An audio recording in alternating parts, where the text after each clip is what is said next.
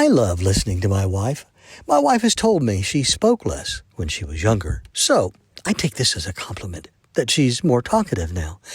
I must make her feel more at ease, accepted. She's comfortable with me. I get to hear more of her thoughts and comments, and I like this. And I like to hear her talk. She talks in the car, in the late evening, watching TV. It's all nice. And I really mean this. This makes me feel good. She has things to say, and I listen to everything she says. Well, I hear everything she says. But quite honestly, I'm not always tuned in, so to speak. Sometimes I miss important words, maybe a sentence. Not many. Let's face it, sometimes it may be because my mind wanders off at all the wrong times. But I try to reel it back into the same orbit where both my wife and my body exist. Look, my mind wanders off. I have really important thoughts, deep and meaningful, profound even, thoughts that really need to be thunk, and I tell her this.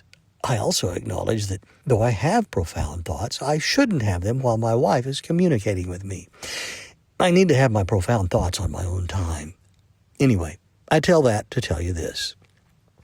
I admit that I love hearing my wife talk. It's comforting, it's warm, it's genuine. She's never harsh. She's calming.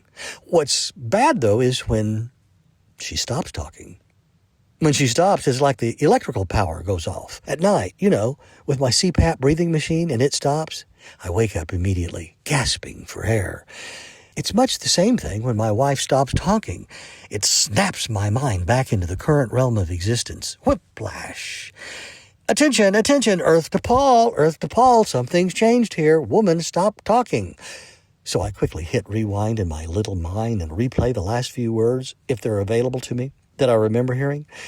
Usually this works. I quickly decipher their meaning, run a possible response through my brain, and prepare and give an audible answer.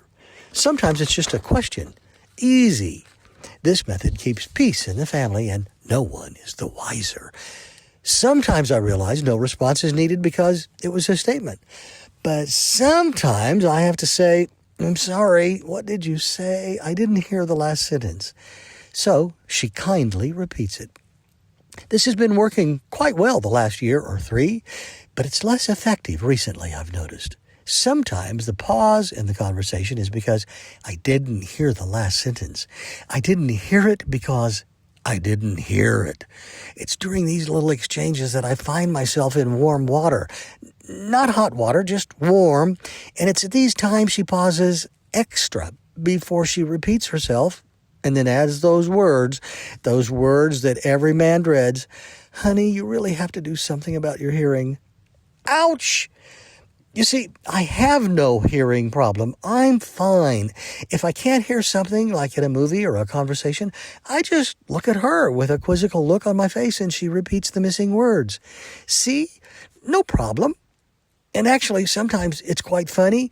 I supply my own words where the missing words were, like, pass me the salt and pepper, but what I hear is, pass me the salsa, leper, or go over the bucket buffet instead of go over the budget today. We both used to laugh. She doesn't laugh much anymore. So, yeah, I need to check into getting another pair of hearing aids.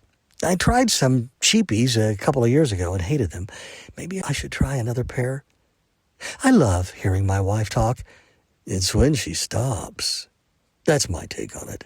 For Paragon Communications, I'm Paul Joseph.